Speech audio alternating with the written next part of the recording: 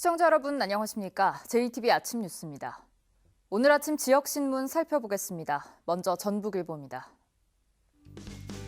전북 지역이 친환경 에너지 산업을 기반으로 한 그린 뉴딜 1번지로 도약을 꿈꾸는 가운데 전기차 배터리 관련 기업 추가 유치에 사활을 걸어야 한다는 분석입니다. 한국판 뉴딜 정책 10대 과제 가운데 그린 에너지와 친환경 미래 모빌리티 육성 과제가 전북 경제 성장의 기회가 될 것으로 파악되고 있으며 익산과 정읍에 관련 기업이 소재하고 있는 만큼 새만금을 중심으로 대기업을 유치할 경우 전기차 배터리 산업을 고도화할 수 있는 가능성이 충분한 것으로 점쳐집니다. 이어서 전북 도민일보입니다. 전북 지역의 코로나19 확진자가 급증하면서 병상 확보에도 비상이 걸렸습니다. 전북에는 중증 환자를 위한 음압병실 13개와 일반 병상 145개 등 모두 158개 병상이 마련돼 있지만 현재 150명이 치료를 받으면서 남은 병상은 8개에 불과하고 의료진 확보도 현실적으로 불가능해 대책 마련이 시급해졌습니다. 다음으로 전라일보입니다. 전북 지역 코로나19 신규 확진자가 눈덩이처럼 불어나자 현재 1.5단계인 사회적 거리두기 단계를 더 높여야 한다는 목소리가 커지고 있습니다. 도내 코로나19 역학조사가 감염 속도를 따라가지 못하면서 지역사회 확산을 부추기고 있으며 더 큰 확산을 막기 위해서는 바이러스를 뒤쫓는 땜질식 처방이 아닌 전북 전역에 걸친 선제적인 대응에 돌입해야 한다는 지적입니다. 마지막으로 새전북 신문입니다. 지난달 27일 정읍시 소성면 한 오리 농장에서 발견된 AI 의심축이 고병원성으로 확진 판정됨에 따라 전북의 가금류는 청정국 지위를 자동으로 상실했습니다. 이에 따라 도내에서 기른 닭과 오리 등 가금류 가운데 신선육과 계란류 수출이 전면 금지됐습니다. 지금까지 지역 아침 신문 살펴봤습니다. 어제도 전북에서 두 자릿수 확진자가 나왔습니다. 부족한 병상을 확보하기 위해 일반 환자들을 내보내는 상황이라 의료 체계에도 차질이 우려됩니다. 군산과 전주, 익산에 이어 완주 이서면도 거리 두기가 2단계로 격상됐습니다. 방역당국은 더 이상 안전지대가 없다며 접촉이 뜸했던 외부인을 만난 후에는 가족 간 감염을 막기 위해 집에서도 마스크를 써달라고 당부했습니다. 하원호 기자입니다. 코로나19 신규 확진자가 또 두 자릿수를 기록했습니다. 전주와 익산, 군산, 완주 등에서 신규 확진자가 발생해 누적 확진자는 300명대 중반으로 치솟고 있습니다. 기존 확진자와 접촉한 뒤 가족이나 지인과 만나 감염된 사례가 많습니다. 감염원이 확인되지 않은 상태에서 이른바 N차 감염이 꼬리를 물고 확산하는 것도 문제입니다. 군산과 전주, 익산에 이어 혁신도시가 포함된 완주군 이서면도 12월 1일부터 거리두기가 2단계로 강화됩니다. 거리두기 2단계 격상을 통해서 다중이용시설 관리 강화 및 지역사회 감염 확산을 선제적으로 차단하는 것이 국민을 위한 길이라고 판단했습니다. 병상도 포화 상태에 다다랐습니다.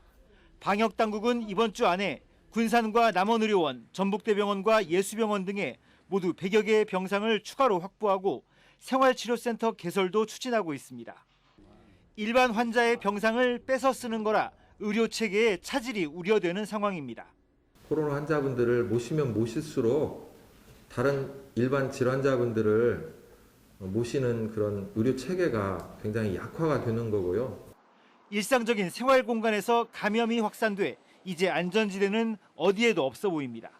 이제는 가정에서도 마스크를 착용하는 습관이 필요합니다.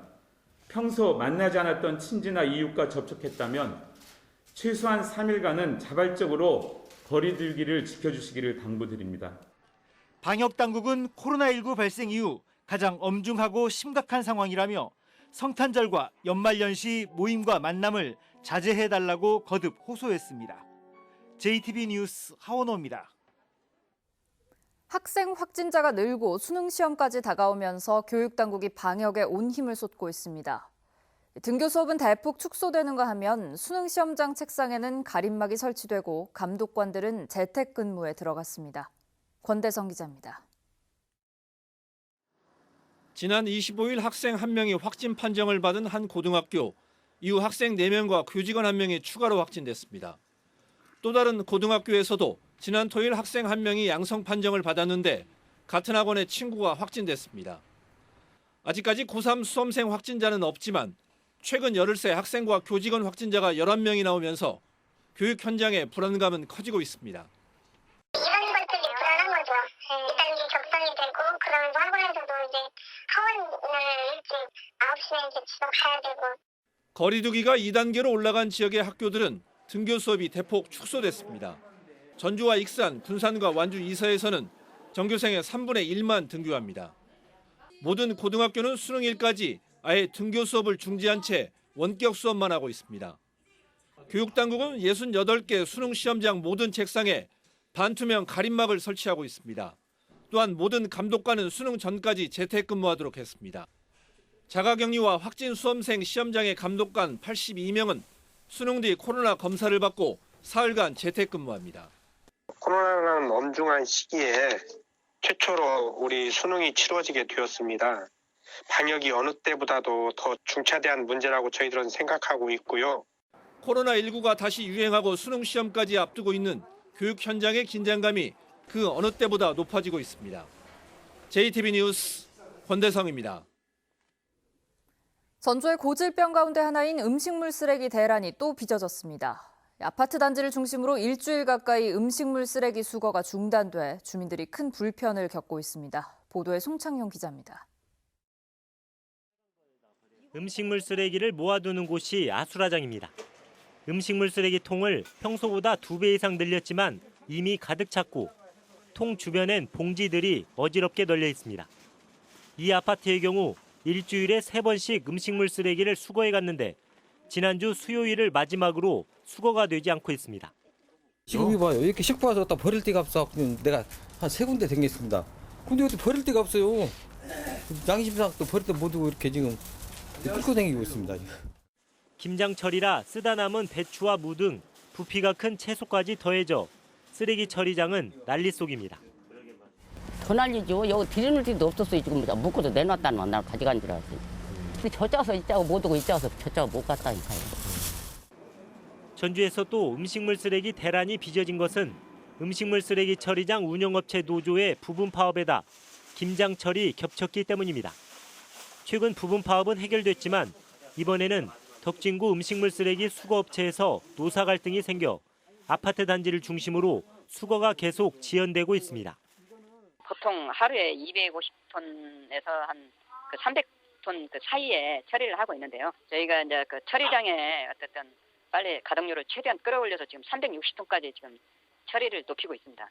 적체가 워낙에 많다 보니까요. 전주시는 이번 주 김장이 마무리되면 음식물 쓰레기 수거가 정상화될 것으로 예상했지만 해마다 반복되는 쓰레기 대란에 시민들의 불만이 커지고 있습니다. JTB 뉴스 송창용입니다. 부가가치가 큰 가축뿐만 아니라 멸종위기의 천연기념물을 보존하는 건 국가적 차원의 과제라고 할 수 있습니다. 국립축산과학원이 가축 유전자를 동결해 영구 보존할 수 있는 시스템을 개발해 멸종을 막을 수 있는 길을 열게 됐습니다. 보도에 정윤성 기자입니다. 천연기념물 265호, 한국의 재를 달긴 연산 5개입니다. 문화재청이 혈통 보존을 위해 총계 1000마리를 보호하도록 정할 정도로 개체수가 적고 보존 대책이 시급한 실정입니다. 국립축산과학원이 천연기념물인 연산 5개의 유전자원을 동결 보존하는 데 성공해 5개의 멸실을 막는 길이 열리게 됐습니다. 멸종되지 않고 잘 보존될 수 있는 게 가장 최선이고요. 그러니까 최선의 그 상황이 이제 지켜질 수 없다고 하면 차선책으로서 굉장히 중요한 그 정책이라고 생각합니다. 국립축산과학원은 연산 5개 외에도 천연기념물, 축양동물 5개 축종, 7개 품종의 동결 정액을 생산했습니다. 또한 아프리카 앵콜 소의 동결 정액 생존율을 21.2%에서 74.9%로 끌어올렸고 수정란과 난자를 동결하기 위한 동결 용기를 개발하는 성과를 거뒀습니다. 축종별에 대한 동결 보존 기술을 개발을 해야 됩니다. 그래서 저희가 그중에서도 가장 어려운 난자에 대한 동결 보존 용기를 개발한 것이 주목을 받았다고 생각하고요. 국립축산과학원이 개발한 동결 보존 기술은 악성 질병으로부터 가축을 보호하는 국가유전자원 보존 체계를 확립하는 데 발판이 될 것으로 보입니다. 국립축산과학원은 한우와 젖소의 동결 정액 20만 6천여 점을 연구 보존하고 있고 가축 정자 동결 보존 매뉴얼을 발간하기도 했습니다. JTB 뉴스 정윤성입니다. 군산 우레로 만든 주박 장아찌가 농식품부 지역 특화 품목으로 선정됐습니다. 남원시 고죽동에는 노인복지관이 새로 생깁니다. 나금동 기자입니다. 전국 생산량의 70%를 차지하는 군산 우레로 만든 주박 장아찌가 농식품부의 지역 특화 품목에 선정됐습니다. 주박 장아찌는 비타민과 미네랄, 식이섬유가 풍부하고 아삭하면서도 쫄깃한 식감으로 인기가 많습니다. 군산 우리장아찌가 지역 특화 품목으로 자리 잡은 만큼 품질 관리와 다양한 제품 개발로 군산의 대표 특화 품목으로 자리 잡도록 노력하도록 하겠습니다. 남원시가 내년 말까지 90억 원을 들여 고죽동에 동부 노인복지관을 짓습니다. 노인복지관은 4천여 제곱미터의 부지에 지하 1층, 지상 4층 규모로 물리치료실과 프로그램실 등을 갖추게 됩니다.